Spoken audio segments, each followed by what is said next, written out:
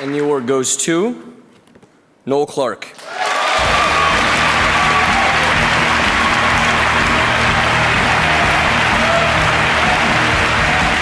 Yo, this is the Scarcity Studios YouTube channel. Please don't forget to like, comment, share and subscribe. And our sponsors are Alpha Claims and Hire Birmingham, the leading and best accident management company. Get a replacement car anywhere in 1 hour. I hope everyone's having a productive day, and we've got some news coming from the Guardian newspaper.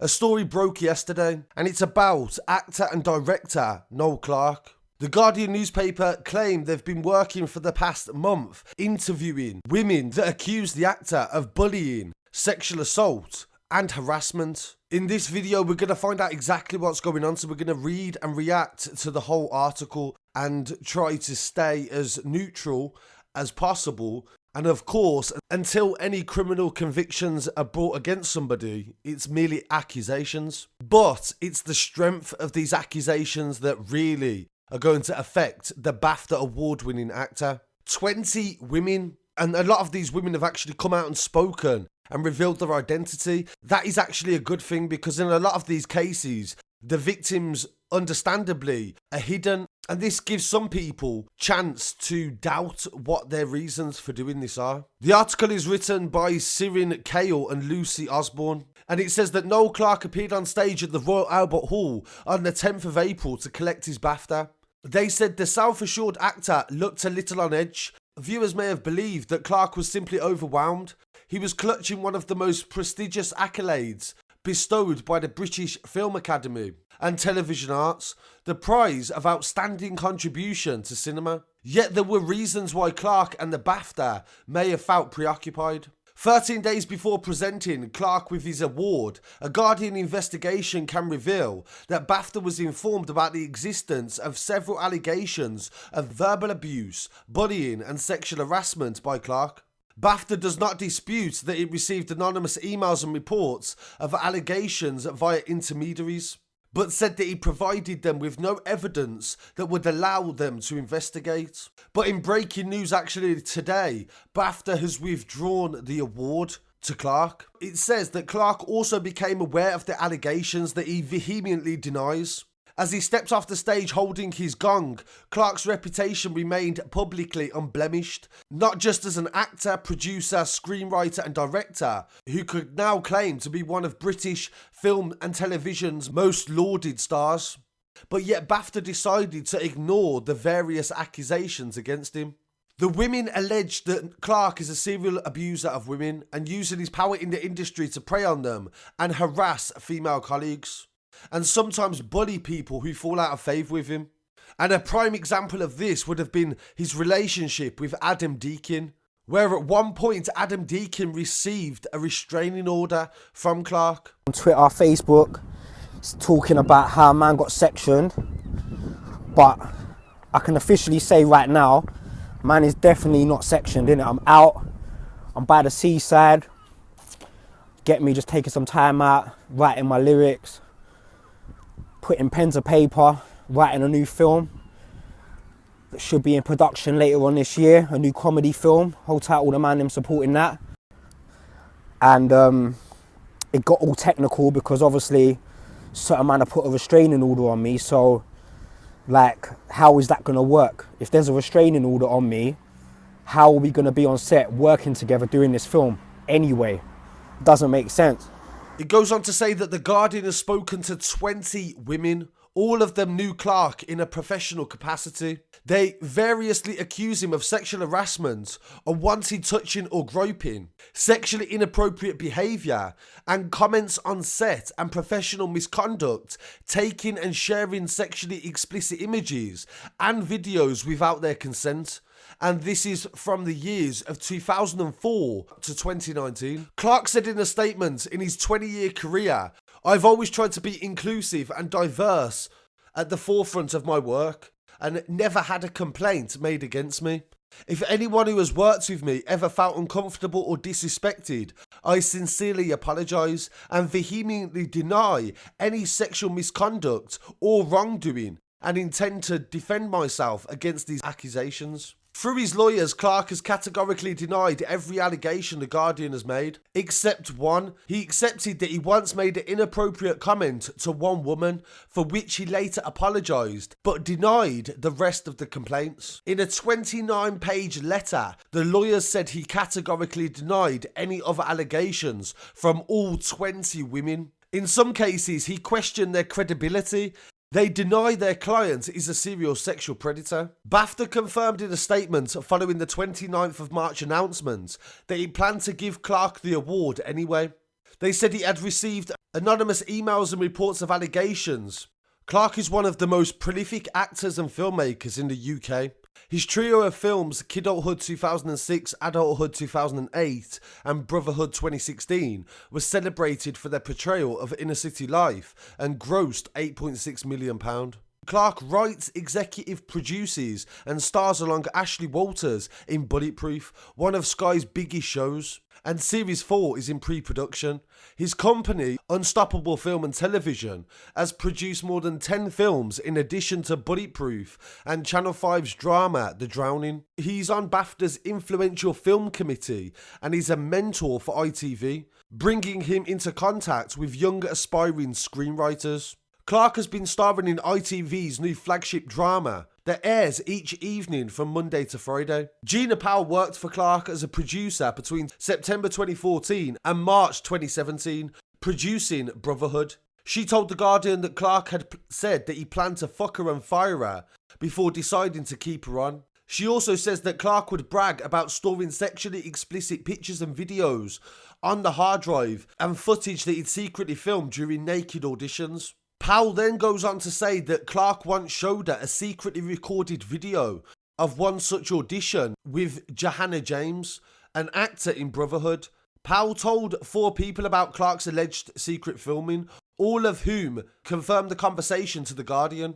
And this includes James and her best friend, whom she told about the incident in 2017 in a pub in South London. The naked audition had taken place 4 years previously. For the film Legacy, Powell was able to describe the exact haircut James had at the time, and her hair is unusually long and blonde, but after a hair disaster, she had it cropped and short and returned it down to her natural brown hair. James recalls Clarke had talked her into auditioning for the role. She had been hesitant, she was only 23 and she was fresh out of drama school, but Clarke persuaded her, explaining that the naked audition wouldn't be filmed. An email from her agent confirmed the agreement, and I was told 100% that it was not going to be on camera. James says that as she understood it was a naked audition, purely to check if she could do the scene or if she would bottle it on the day. The audition was mortifying, James recalls, and afterwards she pulled out of running for the role. She didn't want her first acting job to be nude. The Guardian spoke to the friends of Powell and James, who were also present in the pub on the day that she explained what had happened. She said she was so upset, and years later, I still cry when I talk about it. Clarke denies ever covertly filming any naked auditions or sharing any footage with Powell. A casting director who was present at James's audition said there was absolutely no way Clarke would have covertly filmed it without her knowledge. He has always been a good guy, they said. The Guardian also contacted others who worked with Clarke. They either declined to comment or spoke positively of him. This included a makeup artist who had had a really great relationship with him on the projects that she had worked on, and an actor who, when hearing suggestions of misconduct, said that did not tally up with their experience of Noel. She described him as a generous and supportive director. Others said Noel was supportive of fellow actors, but at times sought to exploit those relationships. Clarke helped James get into drama school when she was 22 and secured a discount of her fees. After she finished in the summer of 2012, she says that Clarke joked about going upstairs to have sex in a hotel where they were meeting. She believes that she and other alleged victims were young and naive when Clarke gave them professional opportunities, and that's why this has taken so long to come out. They were initially resistant about making public accusations against a man they believed was very powerful in the industry. Despite this, Powell and James and several of the women The Guardian spoke to have agreed to go on the record with their real names, hoping that this would ensure they are believed. Some of the victims have their names hidden as pseudonyms, and the women work at every level of filmmaking in the UK. Powell said that I want people to know because I hate the idea that he secretly filmed actresses who have no idea they're not supposed to be getting naked in auditions. According to numerous accounts, Clarke showed colleagues sexually explicit photos and videos of women, or implied that he had access to them. He's also accused of unsolicited sharing of explicit images. Through his lawyers, Clarke denied in the strongest possible terms that he ever sexually harassed or bullied Powell, or treated her in any way that she alleges. They said that Clarke does not have a hard drive containing naked photographs of women and denies covertly filming naked auditions. They described such allegations as false and defamatory. The Norwegian film producer Sin Selvit met Clarke in July 2015. She's friends with Powell from film school, and Powell introduced her to Clarke at a private members club in Soho. This is where his production company Unstoppable Films had meetings. Clarke and a friend had VIP tickets to a UFC fight in Glasgow and invited Powell and Selvit to the after party. Selvit says that Clarke smacked her bum and she said that I didn't like it. On July the 23rd, Selvit thanking them for the weekend and expressing an interest in working with them one day. Clarke replied from his Unstoppable account saying it was great meeting you and I would love to work with you one day. A second email arrived and it said also sent you some Snapchat, have a look. When Selvit checked Snapchat, Clarke had sent her a picture of a naked erect penis. Clarke denied that he slapped her bum and he said that he did not recall sending any pictures of his penis. His lawyer said that it was highly unlikely that Clarke would have shared such an image, but Selvit showed The Guardian a copy of the picture, which was labelled as having been shared to her by Clarke. Another woman accuses Clarke of inappropriate sharing of images. Is called Aiva, and she's a production assistant on Brotherhood. At the wrap party of the production in 2015, she was on the dance floor showing colleagues her capabilities as a former gymnast. And she even did the splits. The next day she said that she saw Clarke in the office, surrounded by a group of people, and they were sniggering and looking at me. She went on to say that Clarke was showing them a picture that she had taken of her in a compromising position with her underwear visible. 3 other people also confirmed the picture that Clarke had been boasting about taking, and she said that she felt awful and it was a massive humiliation. She instinctively lunged for his phone and his phone dropped and it broke the screen. She then goes on to say that he was very angry and she took the phone containing the photo that he had taken of her to a repair shop to get fixed in a final act of humiliation. Allegations of unwanted sexual contact. Several women also alleged that Clarke would at times subject them to unwanted physical contact. This would include kissing, groping and subjecting them to unsolicited sexual behaviour. This includes Powell, who has given The Guardian detailed accounts of events she alleges took place during a work trip with Clarke to Los Angeles in 2015. She said in one occasion Clarke exposed himself in the car and she recalls telling him, "No, that's not right." Powell says that Clarke took her for lunch and scolded her. He told me that I made him feel like an old man. After lunch, Clarke and Powell headed to a business meeting, and when there was alone in a lift, Powell says that she was groped by her boss, who told her that he had got what he was owed. Powell recalls pushing him away and said, "That's not on." Clarke's lawyers strongly deny that this ever happened, and they accused her of being flirtatious and suggestive towards him.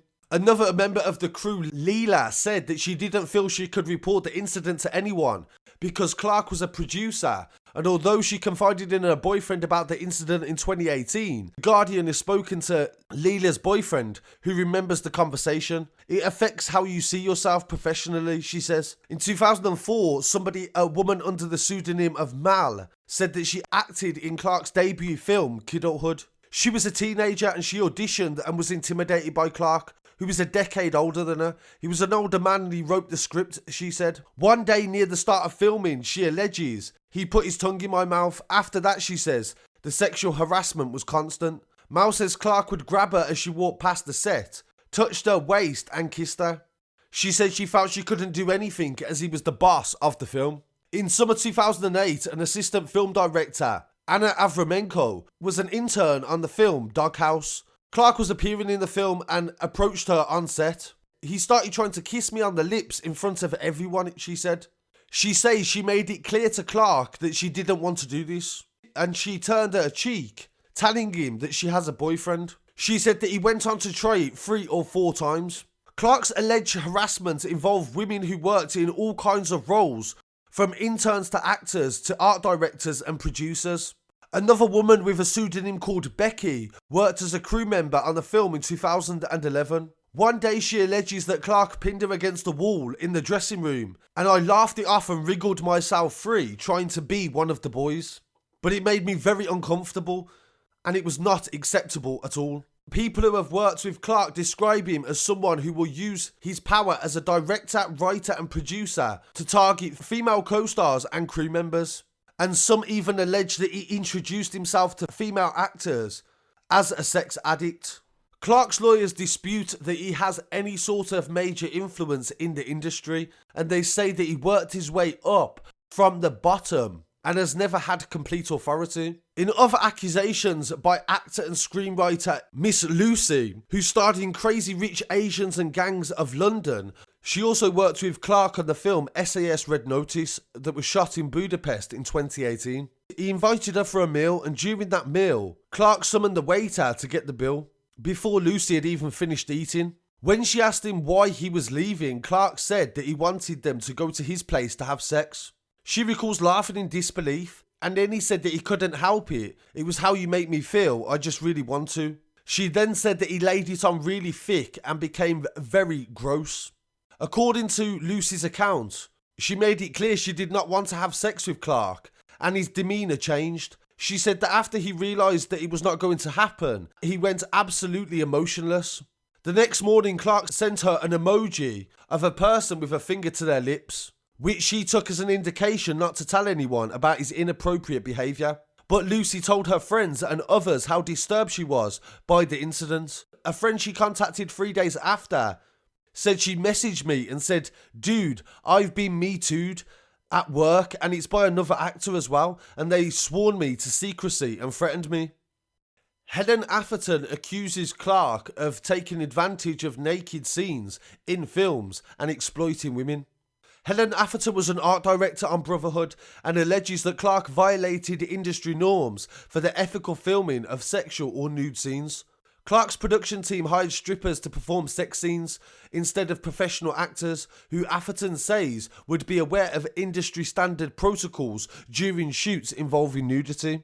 When actors were unclothed, monitors would be kept on to keep it to a minimum. During filming at least one nude scene in Brotherhood, Atherton says the actors did not feel protected.